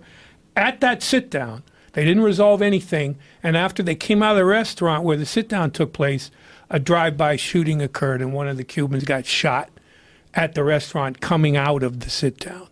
And then the war was on, man. It was on. Like Battle said, we're at war with the Italians. That's what he said with his people. And Battle was ready for it, man. He was good to go. I mean, he was ready for that war. He seemed to want it. He seemed to cherish the idea that they were going to go to war with the Italians. And so they were ordering all these horrific, and you know how they did the arsons? They'd get these mamelukes to fill up a pail with gasoline. Not even a can, not even a closed can, an open pail. And, you know, they could spill, and they took that pail of gas, and they'd walk into a bodega, a bolita spot, and they'd dump it on the floor and light it on fire. And whoever happened to be in there, too bad for them. And people would die a horrible death. They got incinerated. I have some pictures in the book that are almost too horrific. I had others that were so bad I didn't want to use them in the book. Really? Now, you put something in that book that really blew my mind. You said that in 1975 and 76, in Hudson County, where I'm from, there was 40 car bombings. Oh, man, yeah. 40 car bombings. Well, and I remember one. Bombings, not all car bombings. Bombings. Yeah. In Hudson County, from 7th Street to 88th Street there, where you have Bayonne, Hoboken, that stuff, there was 41 car bombings. That's incredible. There was a time in the 70s in the U.S. where bombings, homemade bombs, were like the preferred weapon of organized crime. There was a bombing war in Cleveland over this Irish gangster in the 70s. It was pretty common. In they do a Philly, movie too, they about made that? a bomb with the nails. The guy that got in, the Sicilians were good with bombs. They did make a movie about Danny Green. Yeah. What was that movie called? Kill the Irishman. And now they're redoing it again. Well, they're doing The Irishman, different movie. Yeah. It's fascinating stuff, man. Now, did anything surprise you when you were put? I mean, obviously you're well versed in organized crime and well versed in these kind of communities. I think the dominant feeling people will have when they're reading this book is the dominant feeling I had when I was researching it, which was, why don't I know this shit? Right. I mean, this is not only a great story, really interesting, but it's a really important history. All this political connection to anti-Castro movement and the role the U.S. government might have played in it, and the idea that this criminal conspiracy organization was allowed to go on for 40 years because certain elements in the U.S. government didn't want to go after them because they were afraid it would open the lid on the Cuban relations with the anti-Castro relations with the CIA, the politics of it. That's not only interesting history, it's important history to understand a certain social, political relationship between the U.S. and Cuba, the Bay of Pigs, the residue of the revolution, the way that shaped the Cold War, shaped U.S. politics over a period of about 50 years. So I was like, why don't I know this? This is amazing. This is like almost like a hidden history. I mean, I knew what got reported in the newspapers, but you lift up the rug and you look underneath the rug and you start to get into the details of it. It just makes me so aware that what we're receiving as information on a daily basis from the mainstream media and everything is a version of what's happening. There's a whole other version of what's happening that we don't see. And you usually only find out about it 30 years later, 30 years after the fact. And that's a good thing to know. Yeah, I mean, it sounds to me like this is, I haven't heard a peep about this. I mean, when you brought this up to me, Joey, and I was like, what? The Cuban organized crime, the corporation, what? What is this? Like, this is not discussed. It's just not discussed. Well, hopefully this will change. I grew up in it, and I never talked about it because, like I said, I have 100 stories we goof around. I ate Lucy Snorbush's pussy. And Right. There's a lot of shit I seen that I don't say it because, number one, you're not going to believe me. And number two, it's not my position. I was raised, it's not for me to say. Do you know what I'm saying? Yes. But I saw that as a child. And then what made it worse for me was moving to North Bergen. Once I moved to North Bergen, I saw what they were doing in Union City in a bigger way, which is all political. I saw things that'll make your tongue drop. That's why I don't give a fuck about politics. And when I see people talking about politics, I want to go up to them and go, if you knew what you were talking about, you wouldn't say a word because you have no idea what real politics means, how it works. If it works like that in a micro system, I can't imagine in a real. So I don't want to pay attention to it. Now, Joey, let me ask you a question. Go ahead. Because Joey and I connected when I had more or less written this book already. If I had come to you way back at the beginning of this, out of the blue, all of a sudden this guy TJ English, I don't know, I guess you knew the Westie, so you knew who I was, you knew I was legit. Yes. If I had contacted you and said, will you talk to me about this history, would you have done that? With everything, it would take us a week to debrief me. So you would have been ready and willing. I would have told you. Now, you see what's interesting about that? Everything I would have known because somebody has to hear this fucking story. He opened up the door for me. I have a responsibility now that I have another story to add to this. Yes, he does. I have the nuts and bolts of how this worked. Have you thought about an addition to this? I think there's going to be a number of spin-off books from this. This is really... The book that comes from this is people will tell their personal story. I will get shot. I will end up dead. Really? I will end up dead. Not because of what I'm exposing. But we know who did it. I grew up, when I was growing up, the power in that Hudson County was the waterfront, G. That picture in New York City that people see, thousands of people died for that waterfront. That waterfront was controlled by Weehawken, but everybody wanted a piece of it. And North Bergen wanted a piece of it. So my 8th grade teacher was the Weehawken mayor. You ever have a teacher that was a mayor? Why would your teacher be a mayor of a town? Why? Who's ever had a teacher tweet that was the mayor of a fucking town at the same time? I did. And guess what? At the end of my 8th grade year, I saw ATF come in and pull him out of there. Really? He did 11 years. Okay? What was he doing? He was selling the waterfront.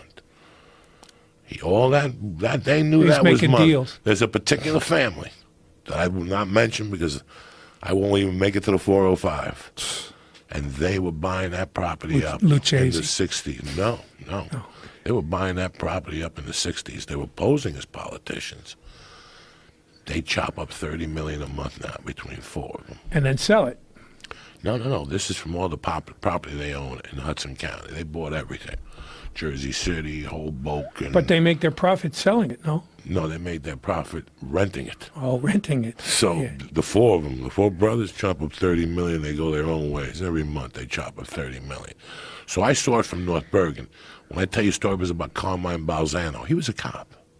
He was a cop that I got invited into. He opened up his home to me. Then his son died, the one that was my age, so I became his pseudo son. So here I am running with the Cubans during the week. They're talking about numbers and drugs and everything, and I'm growing up in a cop's house. That's also the driver for the mayor, and he would do whatever. Like I saw him handcuff dudes and throw beatings on them, and they called him Vinny the Torch. They called him Carmine the Torch Balzano because his job was to burn your building down. The last one he burned down, kids were like, Mister, there's smoke. And he's like, here's $10. Go get ice cream. I'll call the fire department. He never called. He faked a heart attack, so you don't have to talk to reporters. First thing you do is you fake a heart attack because you don't have to talk to reporters. That gives you 2 days to get your story straight with the attorney. You have no idea what I know. Now, the reason I asked Joey the question about whether he would have been willing to talk is a lot of people reached out to me early in this book process. The movie rights were optioned before I even wrote the book based on the book proposal. And I got a lot of media attention, and I started getting emails from nieces and nephews of sons and daughters of key characters in this story. And these were people like Joey who had kept this personal family histories bottled up for 30 years. Joe, I kept. Hadn't talked to anybody about it. And now they saw I was doing this book, and they needed to get it off their chest. They needed to talk about it. I met these two girls who were daughters of one of the guys who became a snitch, testified against the corporation. The family went into the witness protection program. These girls had never talked to anybody. When I went to meet with them in a bar, they weren't even sure they were going to talk to me. We were just meeting to talk about whether they were going to talk to me. I got to meet them. They talked nonstop for 3 hours. Once they thought they could trust me, they couldn't stop talking about it. They had all this stuff they needed to get off their chest. Wow. We were raised not to say ugats. Ugats. The first raid I saw on my mother, I was 5. They sat me on a couch and raided. My mother had already thrown the coke off the balcony to the lady downstairs. The landlord had already called her and said the cops are on the way out the door. We lived on the West Side Terrace facing New Jersey. And the lady downstairs, she would pay her rent and tell her, hold this bag. My mother threw it. They came up, sat us down. They asked us to leave. Went to 88th Street. 88th Street, we never got raided. When I moved to North Bergen, I would get raided. Before I got raided, the phone would ring. It'd be Carmine Balzano. Tell your mom to clean the house. I'd wake my mom up, tell her to clean the house, and come over here. I don't want you to see what's going to happen. Cops would come and arrest my mother. I would walk to Carmine's house with my basketball, right past the cops. And it was that easy. It was that easy. Wow. Do you wish you ran into Joey before you started writing this? It would have been a different book. He Yeah. wanted. Why I enjoyed this book so much is because no matter how much history this motherfucker dropped on you, he let you know who Jose Battle was. He kept you reminded who Jose Battle was. That's big for an author. He never got away from Jose Battle. And when you read the book, no matter what type of person you are, you kind of get mad at Jose Battle, but there's something about Jose Battle you like because you want that guy in your corner. If you knew Jose Battle and you knew that he got in the truck and said, I'm going out there for my men, that's the guy I want with me all the time. Why am I going to hang out with this fucking idiot? He gets scared if an ambulance goes by. This guy actually went out and saved 8 guys. So he had that Cuban loyalty. That anti-Castro Cuban shit, that's big. So growing up, there was so many things I wasn't allowed to say. I wasn't even allowed to talk about. Mm-hmm. Now, here's how ruthless this guy was. Let me let you answer the question, though. Do you wish that you had run into Joey? Yes, I do. But the thing that fears me, there was so much research to do in this book. If I would have met Joey, I would have gone down a rabbit hole with Joey's stories. And that might have taken me off the specific research I was doing. So I almost, Joey's thing is like a separate thing. Yeah. It's almost like a sequel to, or the son of the corporation, sort of a spin-off of it. And there's a lot of people probably who have their version of it like Joey does that they could tell. So, yeah, but let me say about Battle, because Joey's saying a very interesting thing, how charismatic he was and how you partly liked him and admired him, which is the case of any good leader, right? That's what you want from a leader. But here's how ruthless this guy was. He had a guy in his organization, Ernestico, who he met in Spain. Battle was on the run in Madrid for a brief period of time when he'd been indicted on gambling charges. And there were a bunch of Cubans living over there, and they all hung out together. And he discovered this 19-year-old kid named Ernesto Torres, who was sort of an orphan. And one day he tells the kid, he's going to mentor the kid. One day he tells the kid, I've got a guy coming over this afternoon to the apartment. I want you to watch. He owes me $10,000.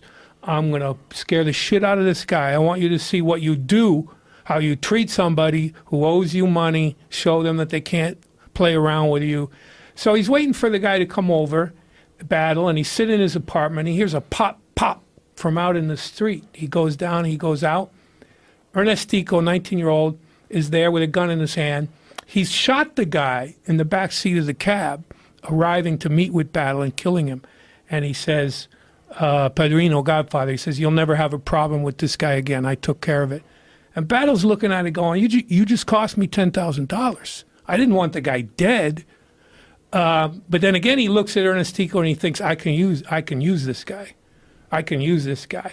So Ernestico becomes what he calls his prodigal son. And he grooms this guy to maybe be the next Godfather. When they come back to New Jersey, they come back to Union City, he sends this guy, Ernestico, out there. And no one else in the corporation can understand Battle's affection for this guy. They think Ernestico's a thug. He's a killer. He's a street thug. Yeah, the organization can use guys like that, but you don't put him in positions of authority. Battle seemed to have a soft spot for this guy. He makes Ernestico a banker. He makes the other bankers bankroll, put up $10,000 each so that Ernestico can be a banker. They don't like it. Most of them don't like it, but they go along with it. A couple of them don't go along with it. Ernestico doesn't have the brains to be a banker. He fails miserably as a banker. He's humiliated by that. And so what he does, he starts kidnapping bankers from the organization and holding them for money. Very self-destructive thing to do. He turns against the organization. He goes rogue. One of them he shoots, a banker he kidnaps and shoots, happens to be Battle's brother-in-law. The bankers come to Jose Miguel Battle and they say, you created this fucking monster. You brought this kid in, you created him, you got to take care of it. Battle, being the man he is, realizes that's true. It's his responsibility. He hires a few assassins to try to take Ernestico out. They bomb his car in Union City. They try to kill him. They can't get the job done. Battle decides he's got to do the thing himself. By this time, Ernestico has fled to Miami. He's hiding out with his girlfriend in Opalaca. Battle gets together his brother, one of his brothers, and another assassin, Chino Acuna, and they go down to Miami. And in the middle of the afternoon, they burst in this guy. They find out where he is. They burst in his apartment. They engage in a wild shootout with Ernestico, and they shoot him in the closet of his bedroom. And Battle goes in, grabs him by the hair, and shoots him puts the bullet right between his eyes. Now, that's a boss. I mean, aside from the horrible nature of the act, that's a leader. That's a guy who takes matters into his own hands. He wants something done. He goes and, does it himself and uses that as an example for the organization. He comes back to the bosses, the bankers in New York. He says, you're not going to have a problem with Ernestico anymore. He says, you know what? He died like a lion. He fought to the death. He fought until he'd empty his gun, and then we shot him in the closet. So he's telling all the other bankers, I still admire the kid. He fought like a lion, but I took care of it. It's done. And, you know, the other Bolita bankers were in awe of this guy because he had a certain ability to do that they didn't have. Is this in the book? Oh, yeah. Yeah, there's pictures of it in the book. What was the logic to take this thug and turn him into a banker in the first place? He had a soft spot for him. Battle was a sentimentalist. He took in stray dogs. He'd drive around and he'd see a dog on the street and he'd open the door and he'd say, come. And if the dog come, he took the dog in. And in his home in Miami, his estate in Miami, he had like 25 stray dogs. Wow. And they said Ernestico was like a stray dog. He had a soft spot for the kid. Before I piss real quick, you know, in Cuba, the dog is a big symbol. I told you San Lazaro, big symbol. Yeah. You can't, when Michael Vick got convicted, there was a lot of jails he couldn't be sent to because they had an Abaquá population, and they don't play when it comes to dog because their devotion is to St. Lazaro.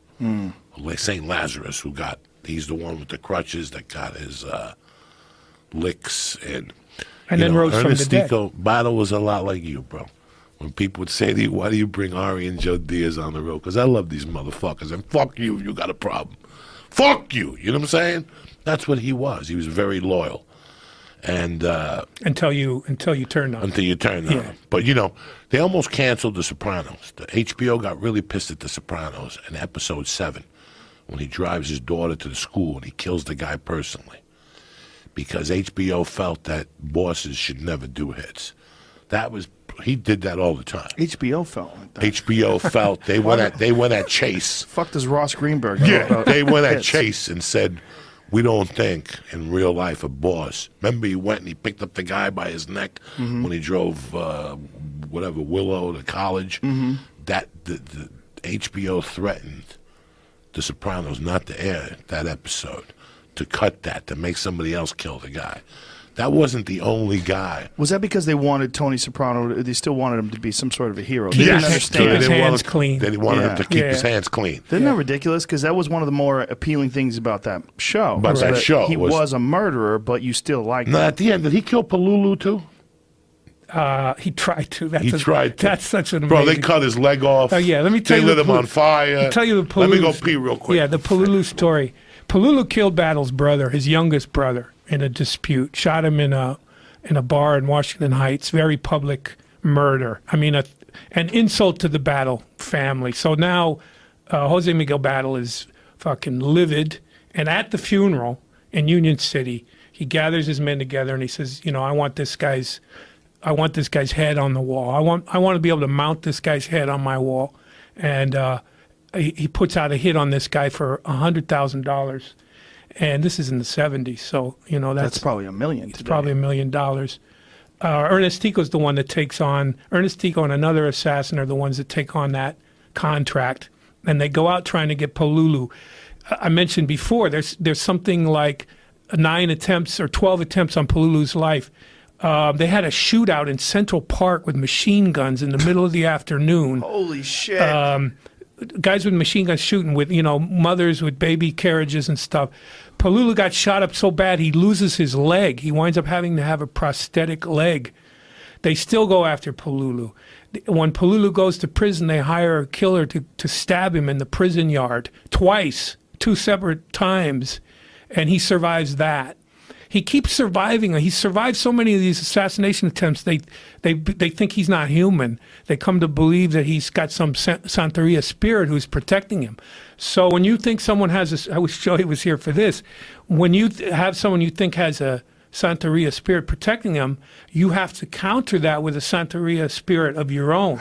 You have to have what's called a bembe, where you create a kind of voodoo energy to kill this guy. So they continue to go after Palulu. Finally, Battle, as he did with Ernestico, says, I'm going to take matters into my own hands. I'm going to be there on this one. They find out where Palulu is in the Bronx, and they go on one night and they trap him. Cars come from all sides. They trap him. He gets out of his car. They shoot him in the street. They shoot him full of 11 bullets. He falls in the street, bleeding, loaded with gunshots. The last thing he sees is Jose Miguel Battle standing over him, laughing at him. And then he goes unconscious in the street. They think, great, he's dead. They're almost ready to celebrate. The following morning, they find out, nah, Palulu was rushed to the hospital. He's not dead. He's recovering. Now they're beside themselves. What the coño? They've tried everything. They say, you know what? We're not going to give up. They hire an assassin, dress him up as a male nurse. He goes into the hospital, shoots Palulu in his hospital bed, right between the eyes. And they got the job done. He was talking when you were gone about how if you felt like a guy had a Santeria spirit protecting him, you had to have your own Santeria spirit to combat it. Santeria became a scam after all. Like, I was raised in Santeria from the age of 5. I had little disturbances when my dad died. I was weak. They didn't put me into Santeria to be a witch doctor. Explain Santeria to people who don't know what it's a religion that originated in Africa and Nigeria, and then the slaves brought it over to Cuba. They hid it from the plantation owners through Catholicism. So that's why there's a lot of cross. It's kind of a mixture of African and Catholic. Catholic religion. When I was 5, I was brought up to 148th Street, and this lady had a collie, a dog, and I loved the collie. I loved dogs, and I was allergic to them. So while I was playing with the dog, she would talk to me, and I fell in love with this woman. I fell in love with her. She was like my mother. And then as I got older, one day they asked me, do you want this? Do you want that? Do you want to get Elegua, which is the first one you get? Elegua and Ogun, Yo Romero, those are the first things you get, and you put them by your door, and they guarantee, your safety. For me, it was health.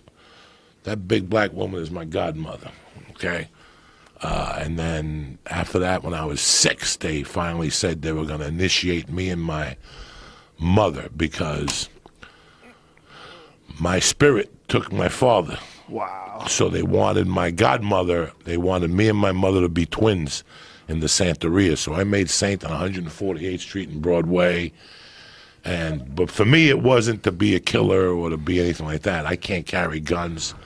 I can't go in cars with strange people. I can't do business with 3 people. I can't say, I hope Jamie fucking gets hit by a car. I'm not allowed to say all those things. I don't use it the way in the late 70s. Why can't you do business with 3 people? Because 2 of them will sidle up against you. And that's the same thing that happened to me on my kidnapping. I robbed somebody with 3 people. I can't stay in anything. Look at my life now. Look at my life when I was snorting white powder. My saint in my head is control. Like, that's why I always wear a white T-shirt on Mondays. It's the day of the spirit. What? You always wear a white T-shirt on Monday? Look at my shoes. They're white on white. Always? When I step out of the shower, I walk onto a white shower mat every day. Every day. Every day. I'm still very Santeria in my head. I wasn't when I was doing the coke because I knew I wasn't allowed to. What happened in the mid-'70s with Santeria was I would pay you to tell me what you wanted to hear. Listen, I got a big cargo coming in from Colombia with 200 kilos. What would the saints say I do? It's fucking religion. They don't fucking transport blow. But these people got enamored with it. So it was like, TJ, I want to kill Joe Rogan. Let me put a spell. So you're supposed to write your name on a thing and then take a tongue and put it in the cow's tongue. Like, there was a big story when I was a kid for Tati. One of Tati's stories that he's in the book. He's Omega-7. That I didn't know this growing up. He went to court one time and his godmother made a powder. And before the judge went to make a verdict, she sprayed the powder in the thing. And the judge fucking couldn't remember what the fuck he was about to say, so they had to dismiss the case. And she became a star after that. Every fucking criminal wanted to give her thousands of dollars. What was the powder? Like a thing they made. There's a movie they called years ago. It was The Devil's Advocate with Keanu Reeves and Pacino. Yeah. And there's one scene where he has to go protect the guy. The guy's a Santeria guy. New York is prosecuting him because he's killing animals without a license. And he goes, watch this. He takes the tongue out. He puts the tongue down. He blasts the tongue with like a thing. And then he asks the guy, what's the judge's name? And the judge gave him his name, and he took the tongue and they roll it with nails. And then they put it away and they go, don't worry about tomorrow. The next day at court, the judge starts to fucking talk, and he goes into a coughing spree. He can't fucking talk. Now that person looks like a hero. These were all subtle coincidences that these fucking spics were fueled by now. So now I gotta have a big week, Joe Rogan. What does the saint say? And you get 4 pieces of coconut, you throw them on the floor, and the saint say, this is gonna be your week. Let me give you $20,000. So now drug dealers started doing it. When Noriega got busted, he had Santeria in his closet. Fidel was well known for Santeria in his closet. These dudes. Well, you have a special room. You have an altar. I made a promise when I lived in that apartment that if Batala got me a house, he'd have his own room. Go to my house.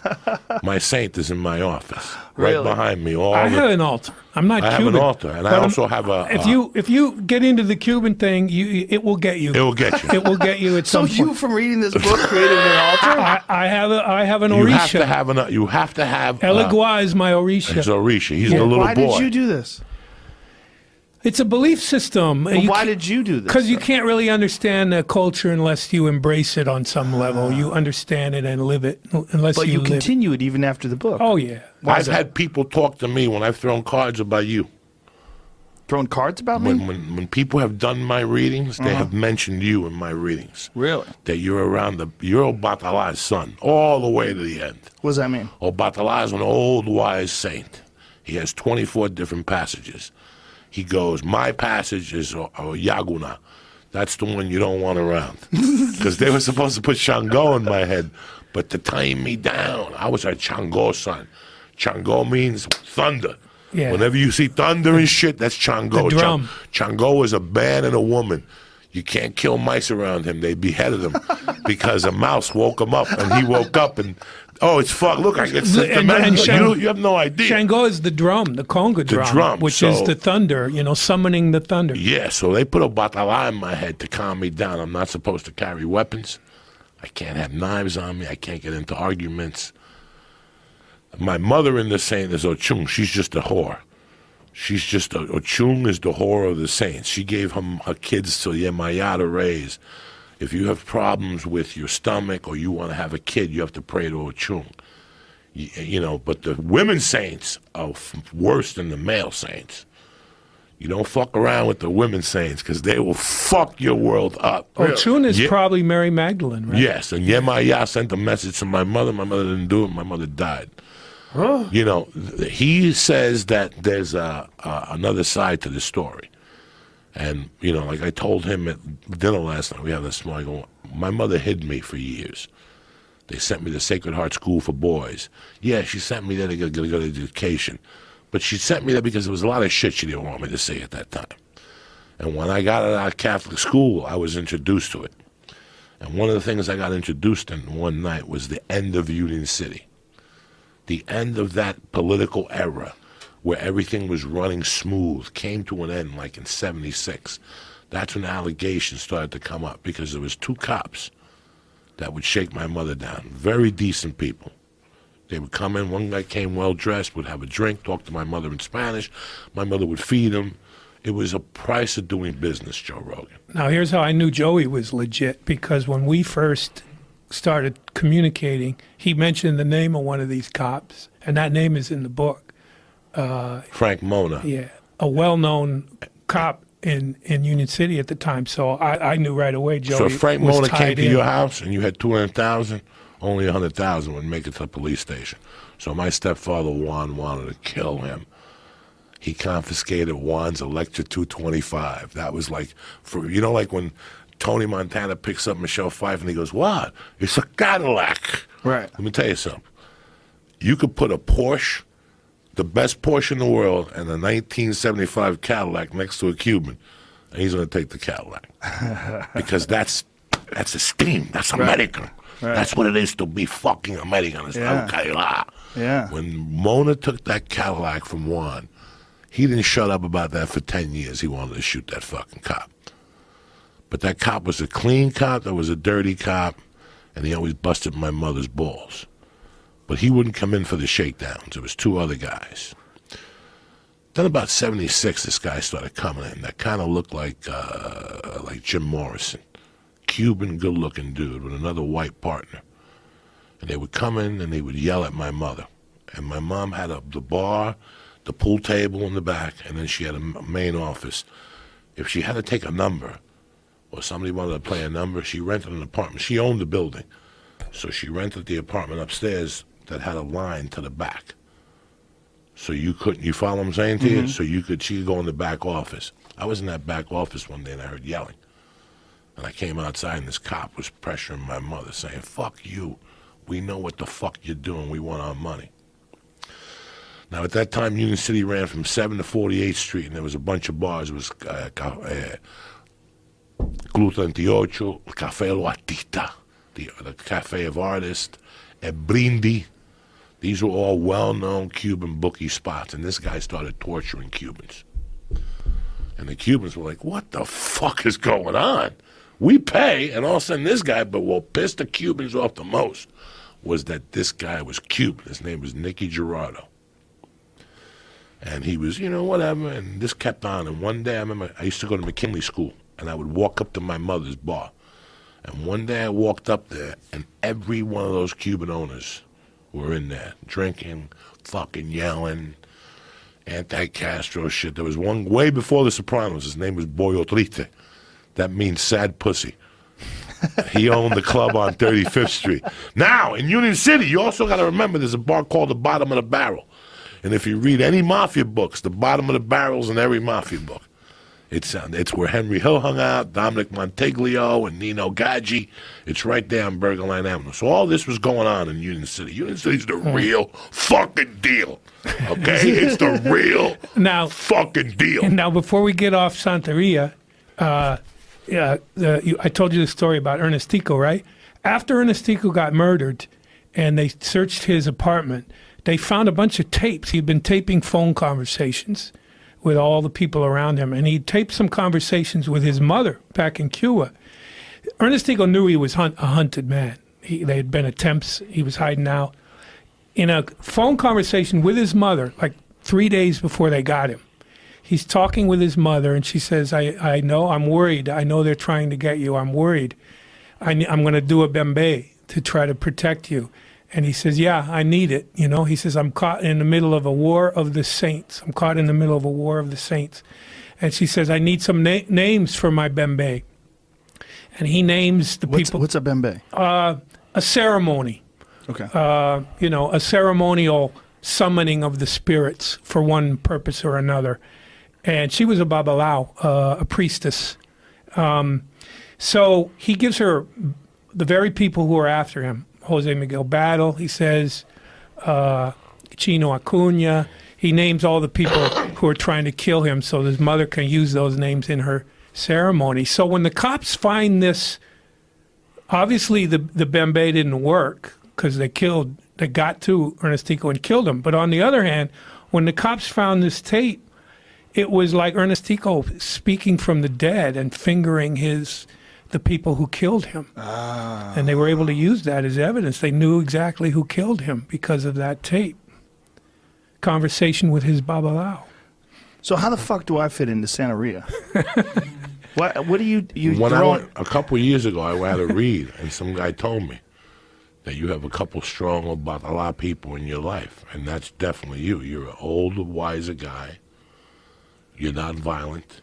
You're very controlled. You're a lot more controlled than I am, which is more of I lean towards the Chango phase. My main thing is a Yaguna. A Yaguna was the young Obatala. He's the one that took a sword and wiped it on his chest with red. And they asked him why did he like to kill, and he said because blood makes change. Something stupid. He has, but I don't practice that. My Batala is very calm. But one guy I go see, he's a badass motherfucker here. Didn't mention your name. They don't need to mention names to me. Once they tell me, I already know what they're talking about. So I still go get readings. Like when I go to Miami next time, I go to my godmother. See, this is the reason she'll do a thing on my head. I still overnight. follow it. this is the reason I still follow it. You were asking me why I would still follow it. It's because once you get to an understanding of the idea that there are certain spirits within you, and the Orishas represent different spirits, once you understand that, that's not something you throw away. Even if you don't follow the religion anymore, you still have belief in that. You still believe in that. So my Orisha is Eligua. Eligua is the saint. He's a trickster. Eligua is a trickster, plays little tricks, and also the saint of passages. So people put Eligua above their door because you're passing from one room into another room. And so you identify with that spirit, and that becomes part of your identity. And you can't whistle in the house. What? If you have Eligua, you can't whistle in the house. Yeah, I don't whistle. You can't go in the house because he'll leave. So you can't fucking whistle. You can't whistle? No. Wow. Like when I was a kid, I'd sit at the table and do. Yeah, you can't whistle. And my mom would go, touch that fucking table again, I'll break your fucking head. Because God lives in the table. Now, Joe, I grew up in it. They made Saint in me. Like when I made Saint was in November, and they did it up in the Bronx River. So they had to break the ice, and they were dark-skinned Cubans. And I'll never forget that they rip your clothes off, and then they take whatever your saint is, they hit you with the number of water. So if your saint is 5, you get hit with 5 things of water, and they dry you up, or you're freezing. And when I saw them ripping my mother's clothes off, I was about 5. I'm like, fuck you black motherfuckers. And I started running down Bronx Boulevard. They had to chase me and bring me back. I didn't want to do it. It's an all-night ceremony. It's all night on a Friday. It's crazy. All night on Friday, 12 hours long. Oh, my God. You sleep, and then Sunday is when they read your future to you. And then for a week, you just live in a corner, white. They paint your head, you're bald. What? So I had to go back to school on Monday bald with a hat. They said he's not allowed in here with a hat. My mother gave the principal a small nickel, and I was allowed to wear the hat from 9 to 3. But then at 3 o'clock, I had to go home and change into white clothes for a year. Not allowed For to a year? I had to dress in white. Not For allowed. a year? A year. So for my cause, I would just have to wear Imagine the white dry cleaning underwear, bills. white socks, and white T-shirt. Because I was a kid. I can't keep wearing fucking white every day. I'm ripping shit. Right. So now your hair has to grow back. So when I walk into, there's a ton of Santeria in L.A. Really? I don't deal with it at all because it's all the same thing like everything else in L.A. It's a bunch of white people who didn't grow up in it.